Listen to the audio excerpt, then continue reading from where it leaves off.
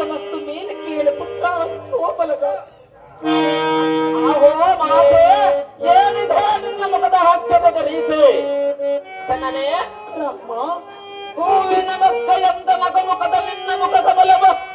ಕನ್ಯೆಗಪ್ಪಾಗಿರುವ ಕಾರಣವೇನು ಈ ನಿನ್ನ ಸುತಲ ಮುಂದೆ ಕೆಲಸಮ್ಮ ಜನನೇ ಜನನೇ ಹೂವಿನ ಮೊಗ್ಗೆಯಂತಿರುವ ನಿನ್ನ ಮುಖ ಕಮಲವು ಬಾರಲು ಕಾರಣವೇನೆಂದು ಕೇಳಿದೆಯ ರಾಮ ಸಹಜವಾಗಿ ಕೇಳುವನು ಮಾತೆ ಕೇಳಬೇಡ ರಾಮ ಯಾವಕ್ಕೆ ಕೇಳಬಾರದು ಅಮ್ಮಯ್ಯ ನನ್ನ ದುಃಖವನ್ನು ನನಗೇ ಸಹಿಸಿಕೊಳ್ಳಲು ಆಗುತ್ತಿಲ್ಲ ರಾಮ ಏನು ದುಃಖಿಸಲ ಕಾರಣವೇನು ಈ ಕಣ್ಣನ ಮುಂದೆ ಹೇಳ ಮಾತೆ ಜನನೇ ನನ್ನ ದುಃಖವನ್ನು ಕೇಳಬೇಕೆಂಬ ಅಂಬರವೇ ಮಗನೇ ಸಹಜವಾಗಿ ಹೇಳುವುದ ಮಾತೆ ರಾಮ ಜನನೇ ನನ್ನ ದುಃಖವನ್ನು ಹೇಳಲೇಬೇಕೆ ಮಗನೇ ಹೇಳಲೇಬೇಕು ಮಾತೆ ಹೇಳಿದರೆ ಕೇಳಿಕೊಂಡ ಅದೇ ವಿಸ್ತಾರವಾಗಿ ಹೇಳು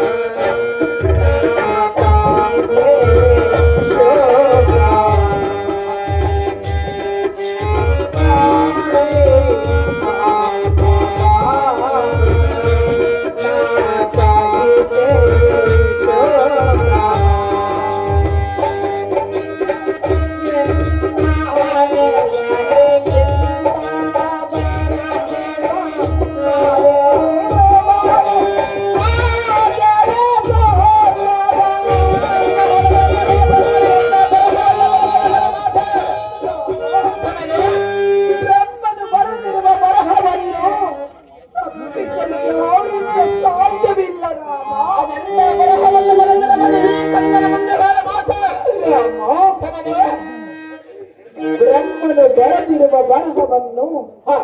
ನಾವು ಅನುಭವಿಸಲೇಬೇಕಲ್ಲ ಕಂದ ಸಹಜವಾಗಿ ಮಾತೆ ರಾಮ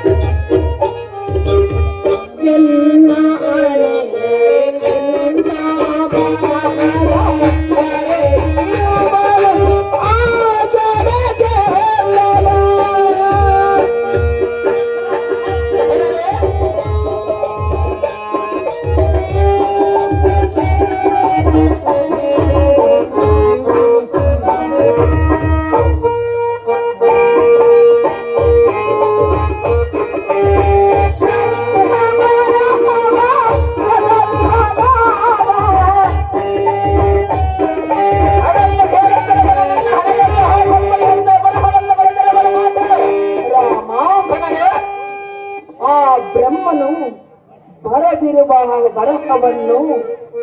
ಅನುಭವಿಸಲೇಬೇಕೆಂದು ಬರೆದಿರುವಾಗ